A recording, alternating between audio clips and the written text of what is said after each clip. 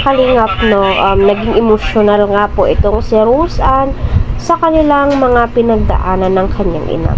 At ang kanyang ina, ang kanyang pinaghuhugutan para siya ay makapag-aral ulit ng kolehiyo dahil graduated na po siya ng grade 12. So, akalain mo, naka-graduate siya sa halagang 20 pesos ang baon niya araw-araw. So, halos hindi na po siya nagre-recess. Para yung 20 pesos niya, masisave niya yun para in case na may project, ay may maibibigay po siya. At saka matalino po itong si Rose Ann.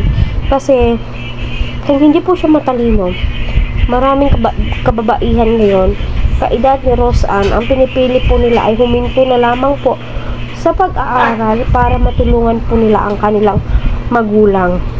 Pero si Rose Ann ay nagpursige kasi may maganda po siyang plano para sa kanyang nanay.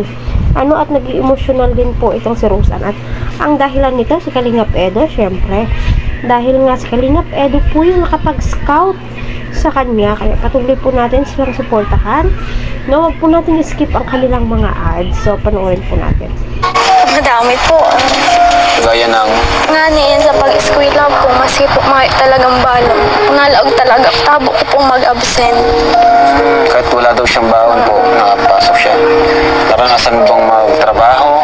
Natabang lang po ako sa sa mga pamilya ko para kung gusto ko po maning balon po para sa eskwelahan. Na-discarte po ako, nana po ako ng kwarta. So, ayun po mga kalingap na nagdi-discarte daw po siya. Para sa ganon ay makapag-aral po siya. Hindi po niya naisipan na huminto. So yun po yung advantage. Napakatalino po talaga ni Rose Ann dahil ginamit niya ang kanyang katalinuhan sa tamang paraan. Kahit hirap na po sila, kailangan niyang makapagtapos dahil may pangarap po siya. Gusto ko po ng balon. Anong mga diskarte? Mga nagtitinda ka, ganun? Extra-extra? Extra po. Pero nakapagtapos ka. Nakaka-proud na. Nakaka-proud. Ngayon, So, ang number one na nakaka-proud po dyan, ang kanyang nanay, syempre. Dahil nga, nakapagtapos sa pag-aaral ito ko si Rose Ann sa pagsusumikap po nilang dalawa. Tumidiskarte si Rose Ann, tumutulong po siya sa kamag-anak niya para sa ganon, bigyan siya ng kaunting pera, pambaon niya.